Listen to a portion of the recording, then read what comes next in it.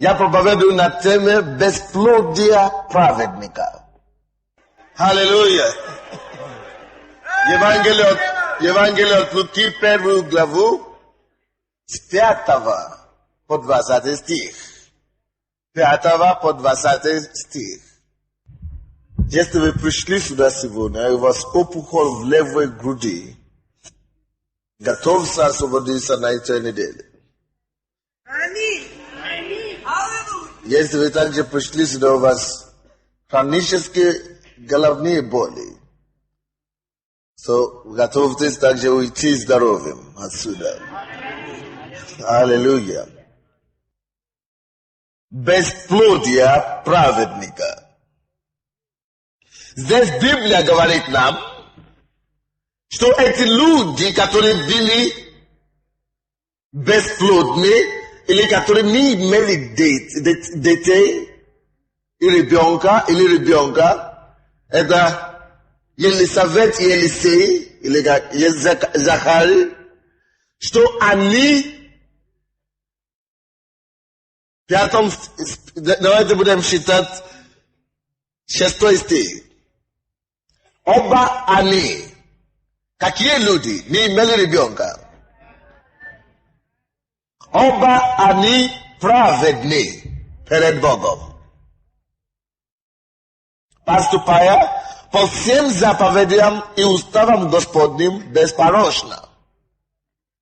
Люди, которые поступают по уставам и по всем законам Господа беспорочно, знаете, что у них было? У них была огромнейшая проблема, особенно для людей того времени. В то время, если у тебя нет ребенка, как женщина, тебя считают вообще негодно. И люди же очень хотели в то время детей, и это считалось как самый главный фактор семейной жизни. И здесь Библия говорит, что и отец, и жена, и муж, и жена были праведны перед Богом. Они поступали по всем законам, и требования закона все отлично. Они были беспорочны во всем. И именно у них не было детей. Именно они не могли иметь ребенка. В то время, когда сами худшие, сами последние грешники имели по 10, по 20 детей. Что это такое? Неужели Бог забывает о своем народе? Неужели Бог не проявляет заботу? Неужели Бог жесток собственному священнику и служителю? Но это должен нам что-то сказать, что верующие, будучи верующими, что мы не исключены от проблем. И мы не застрахованы также от них. Я вам даже еще больше скажу. Когда вы верующие в Иисуса Христа, и вы оставили ад, и вы направляетесь в рай, когда вы уже не служите князю мира сего дьяволу, но когда вы перестали ему служить, когда вы перестали вкладывать в его производство, это ему не нравится вовсе.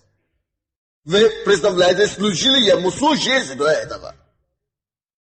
Ваши энергии были затрачены на его требования. Вы исполняли все то, что он вам диктовал. Хотя вы не знали, что это была диктовка его. Через ваши помыслы. Он толкал и водил вас, как ему было угодно.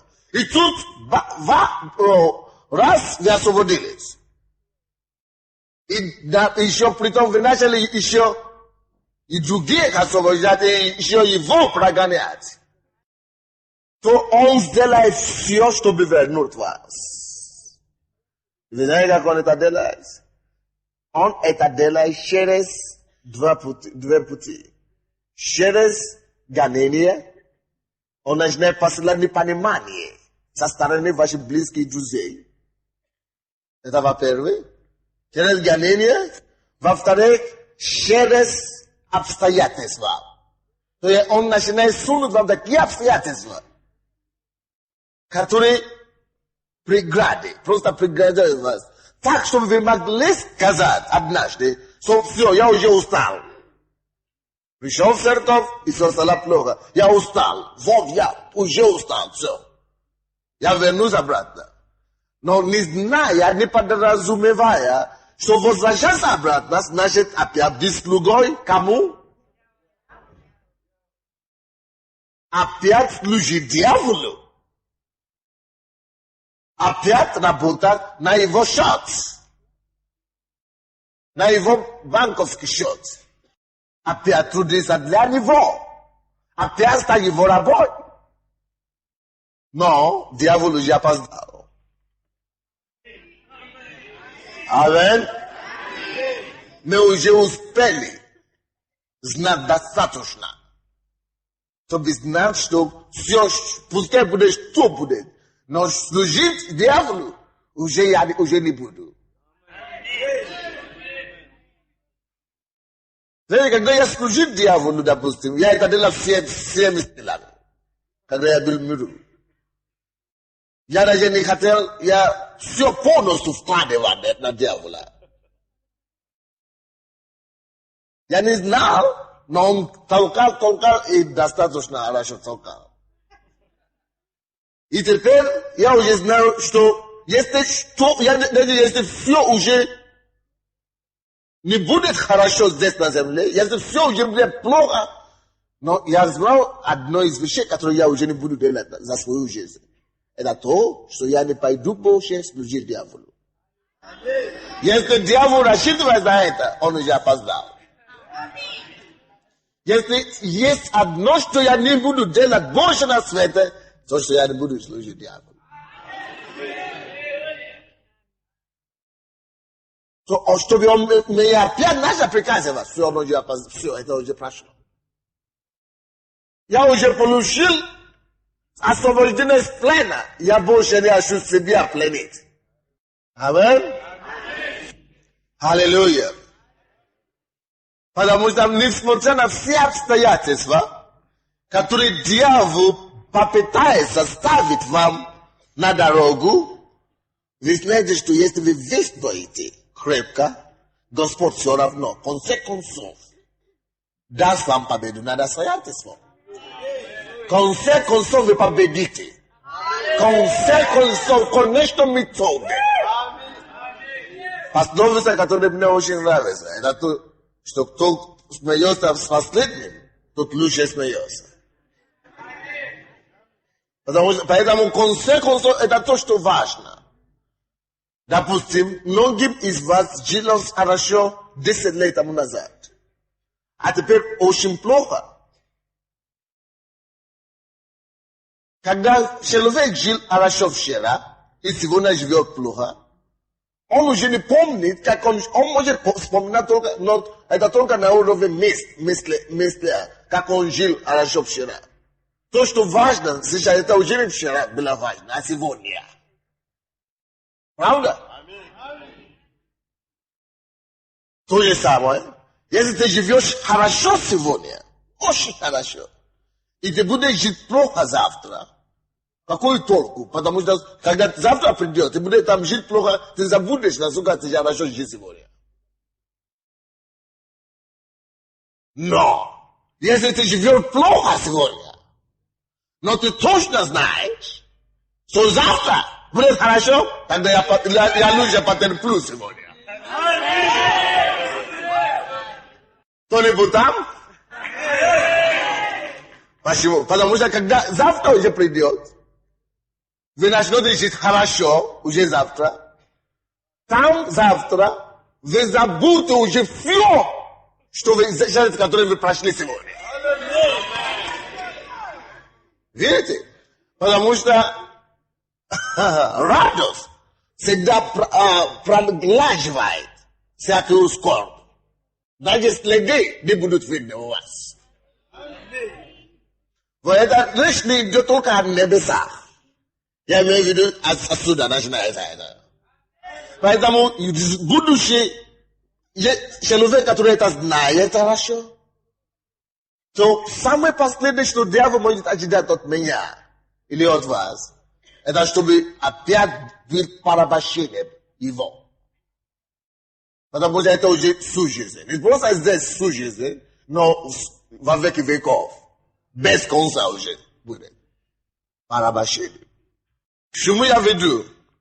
Я веду к тому, что человек верующий, дьявол особенно нас пытается сломать.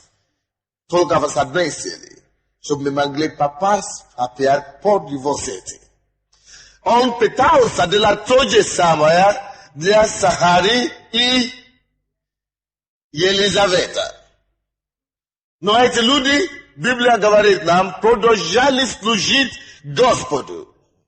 Так, 8 стих говорит, однажды, когда он в порядке своей очереди служил перед Богом, в порядке своего очереди служил перед Богом. Он служил Господу, когда все было хорошо. Порядка своего очереди, значит, он всегда так делал. Он служил Господу, когда теперь все уже плохо. Вроде бы уже хуже никуда. Но Бог говорит, что как обещал его, он продолжал что делать? Продолжал служить Богу. Дорогие мои, если есть время, когда нужно больше всего, больше, чем когда-либо, служить Богу, это именно тогда, когда дьявол начал ставить его препятствия на ваши пути. Если есть время, когда вам необходимо усиливать ваше ожидание за Богом, пускай это будет именно тогда, когда дьявол пытается ставить вам палку в колеса. Именно тогда вам необходимо еще сильнее и сильнее делать. Я вам скажу почему. Очень просто. Дьявол пытался удерживать этих людей от ребенка своего.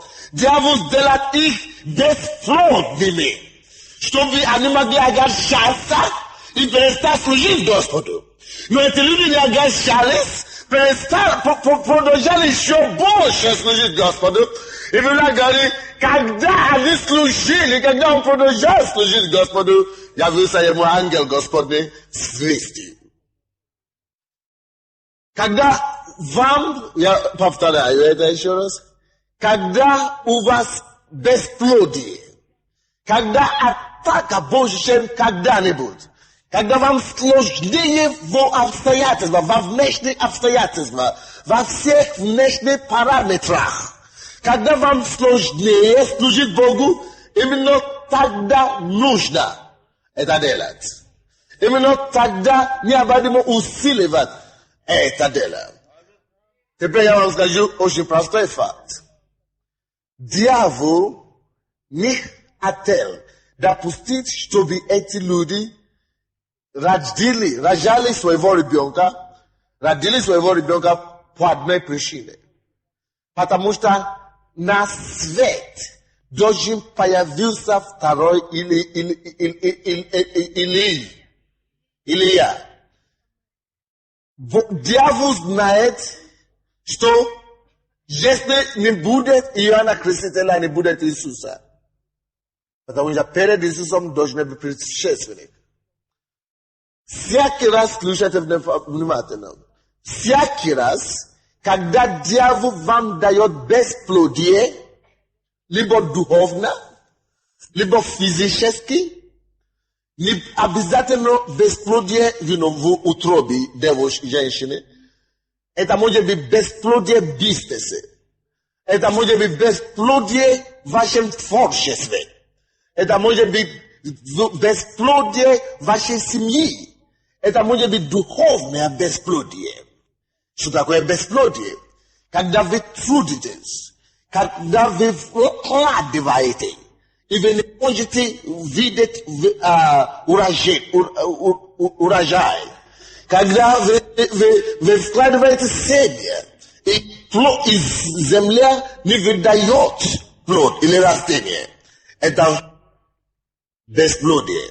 Когда вы вкладываете много усилий и нету ничего особого, за который вы можете показаться, это бесплодие. Когда муж и жена живут вместе, и нету детей, мы называем это бесплодие. Потому что они живут, не то, что они не живут вместе. Когда вы делаете бизнес, или вы работаете, вы на самом деле работаете, и нету толки оттуда, с этого бизнеса, с этого дела, это значит, у вас бесплодие. Возможно, вы в пустыне проходите сейчас. Возможно, вы даже не понимаете, что будет. И вы уже на грани разочарования.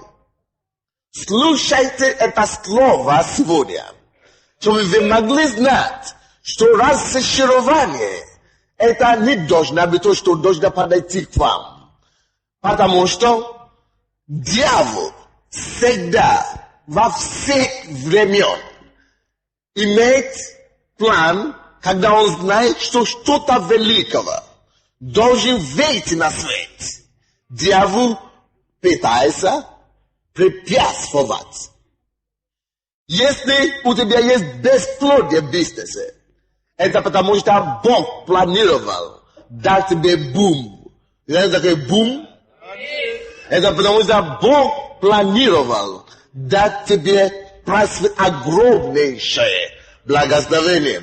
Если у тебя бесплодие духовно, ты читаешь Библию, ты молишься, но все сухо. Это потому, что Бог хочет тебя привести на землю обетованную. И если у тебя есть бесплодие в семейное положение, ты молишься, постишься за своего возлюбленного, может быть, мужа или ребенка, и ничего не слышно. Именно тогда усиливай твое служение Богу. Именно тогда продолжай как твои порядки служить и следовать за Богом. Потому что дьявол, он заинтересован препятствовать только то, что великое. Только то, что может ему вредить, его повредить. Только то, что действительно будет помазанное. Дьявол не будет тратить свое время на ничтожного. Дьявол не хочет препятствовать. Без человека, который его не будет ему принадлежить, все равно. Дьявол всегда препятствует то, что будет его вредить. Дьявол знает, давайте посмотрим, ангел явился, и что ангел сказал, давайте посмотрим, 14 стиха. И будет тебе радость и веселье, и многие о рождении его возрадуются. Дорогие мои, всякий раз, когда у вас есть бесплодие, продолжайте служить Господу, потому что выйдет ребенок. И это выйдет плод. И плод, который выйдет, будет благословение. Не просто для вас, но для многих других. Поэтому дьявол делает все, чтобы препятствовать это. Это не просто для вас лично. Он бы не переживал. Но если это что-то действительно великого, дьявол будет препятствовать. Моя мама носила меня 12 месяцев. Потому что дьявол не хотел меня пустить в мир.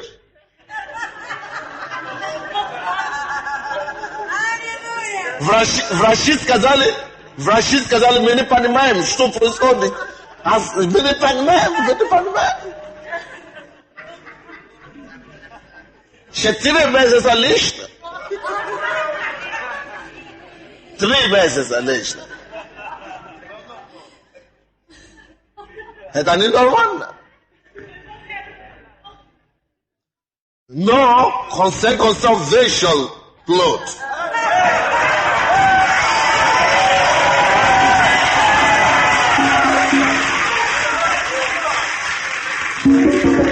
Это потому, что то, что Бог хочет, чтобы выйти через тебя, принесет не только радость, не только тебе, но и многим.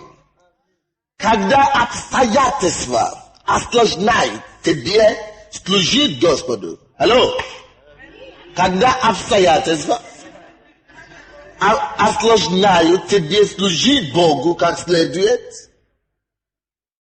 именно тогда тебе надо усиливать себя служение Господу. Я благодарю Бога, чтобы на этом месте. Именно здесь, куда сложно добираться. Поэтому я сказал вначале, чтобы вы говорили друг другу, что ты счастлив, ты благословлен, что ты здесь.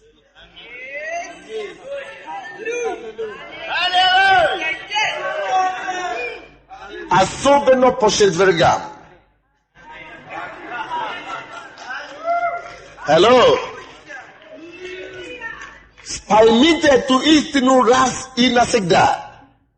Когда дьявол начинает ставить тебе обстоятельства сложные, чтобы не добираться до церкви, когда транспорт начинает задерживаться, когда авария начинает случиться на простом месте, на ровном месте, то знаешь, что тебе надо туда добираться обязательно. Начни призывать транспорт. Начни призывать чудеса Божьи, что я знаю, что я должен добираться туда. Когда на ровном месте снег летом начинает падать, знай, что именно тогда тебе надо служить, и ты служишь Богу.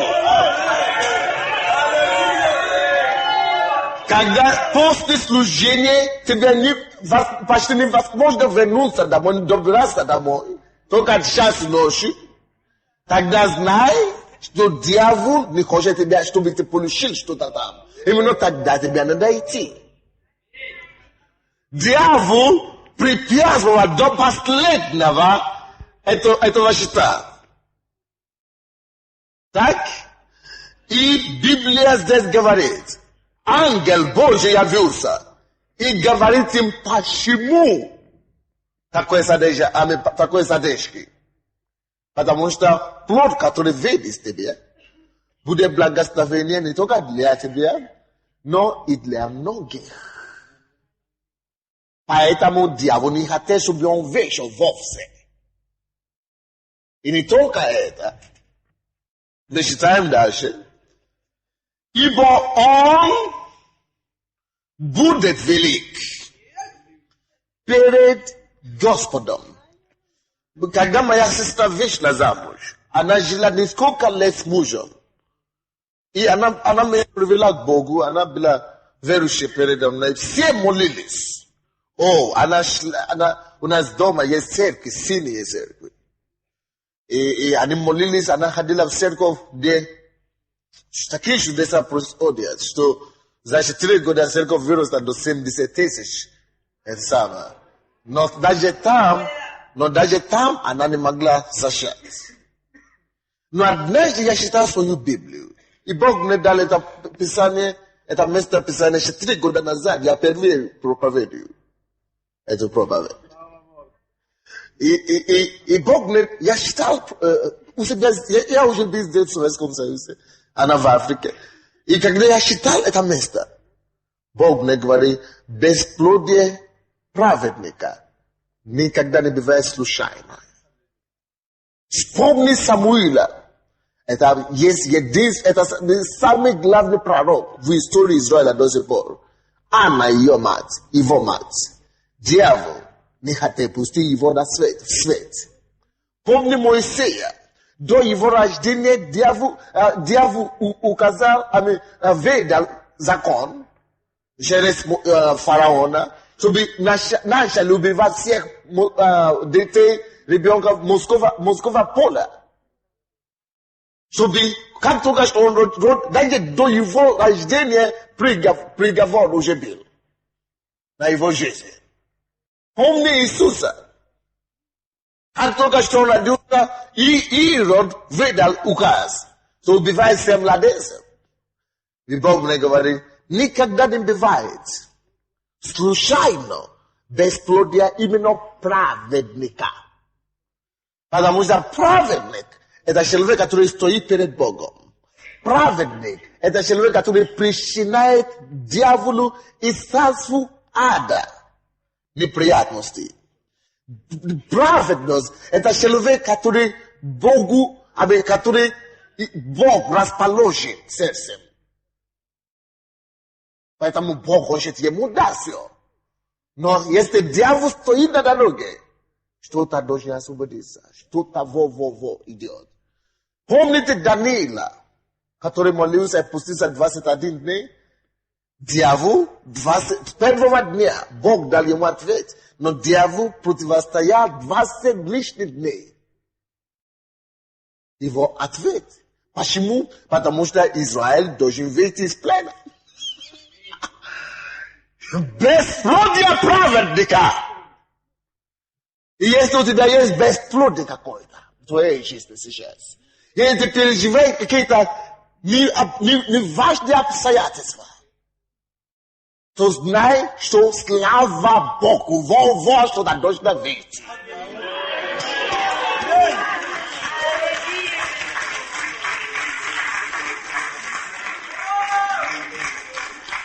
Вот почему Иаков говорит верующим братьям и сестрам, праведники, которые любили Иисуса, проповедовали Его слово повсюду.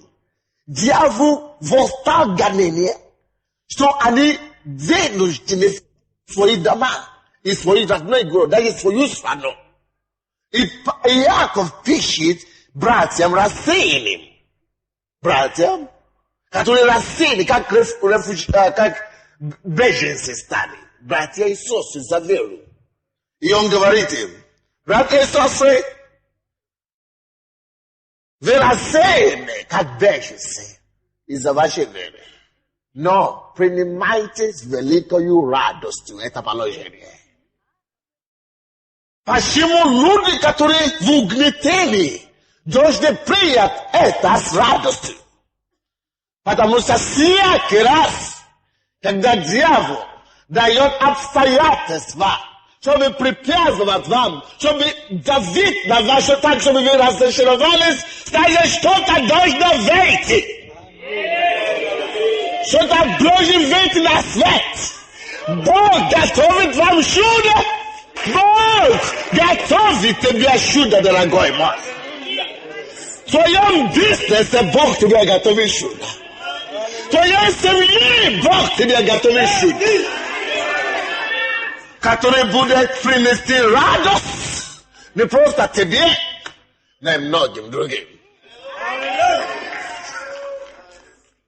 И Библия говорит дальше, ибо он будет велик перед Господом, 15 стих, не будет пить вина из сикера, и Духа Святого исполнится еще от чрева матери своей.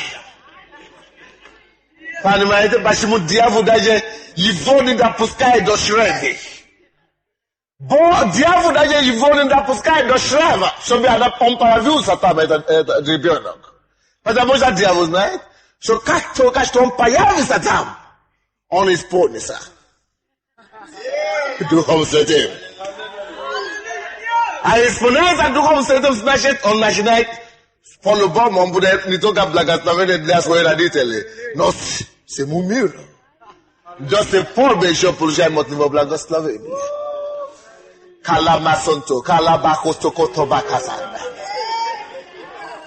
Именно тогда, когда обстоятельства окружают вас, когда обстоятельства и люди связают ваши руки, вервайте себе. И именно тогда я должен служить Господу Богу моему. Знаете, что когда нет транспорта, когда тепло и холодно, когда всем темно и холодно, So Bog na imeno na ita slujenie приготовил вам что-то особое.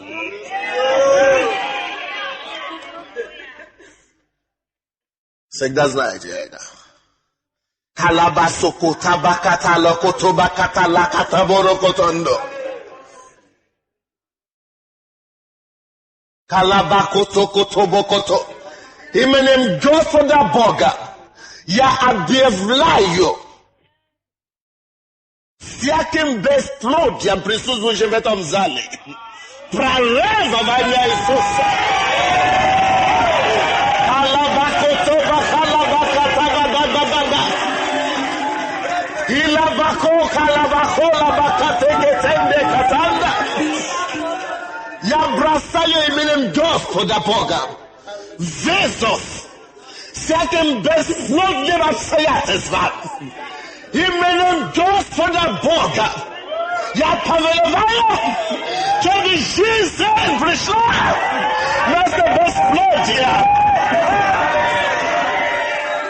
Я молюсь во имя Иисуса, чтобы на сухие места появились жизнь во имя Иисуса. Пускай Божье чудо начали со сегодняшнего вечера.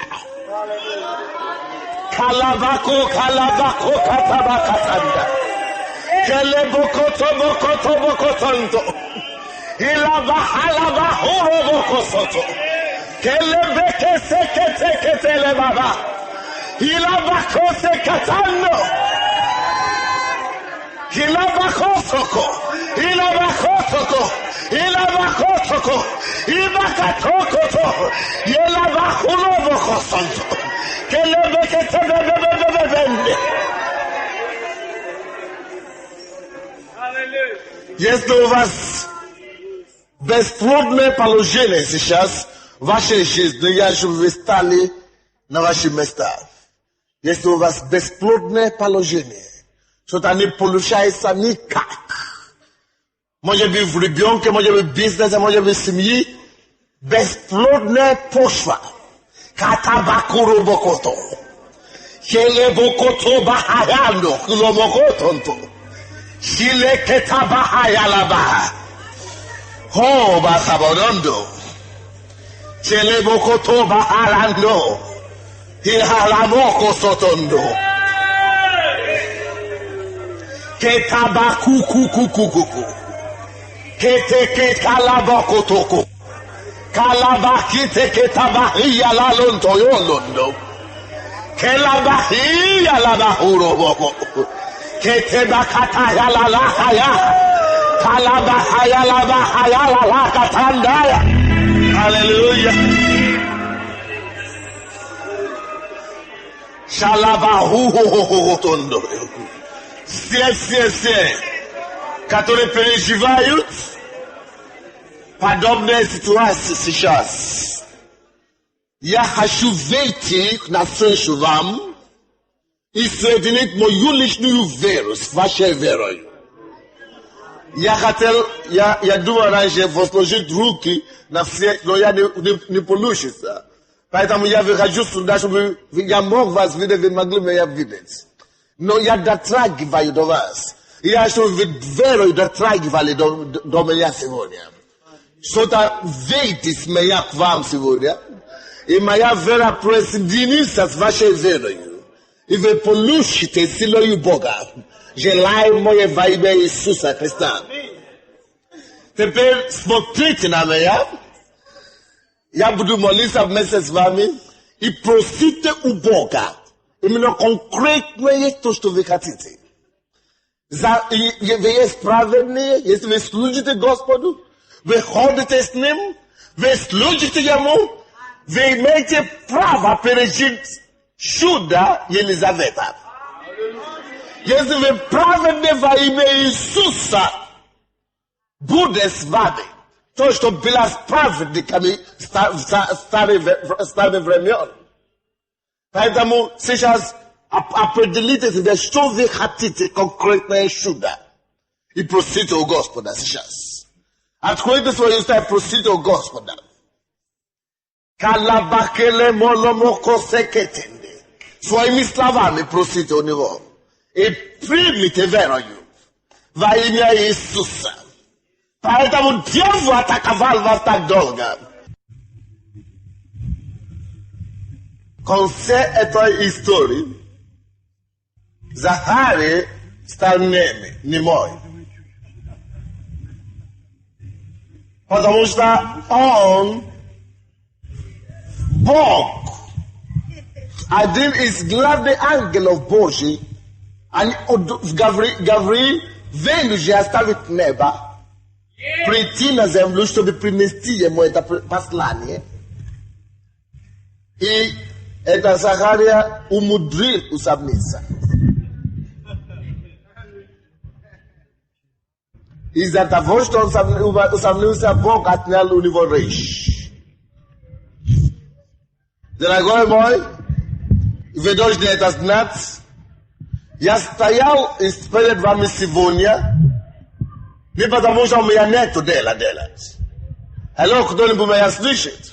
Аминь. И всякий раз, когда я здесь перед вами, это правда, и Бог мой свидетель.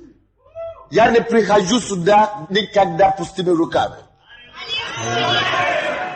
И если Бог меня послал сюда к тебе и поставил здесь ради тебя, это то же самое, как ангел, но еще лучше, чем ангела. Не потому что это я, но потому что здесь Дух Святой сейчас. Аминь. Поэтому не умудрись сомневаться в Боге. Это преступление. Я разрушаю духа сомнения и неверия во имя Иисуса.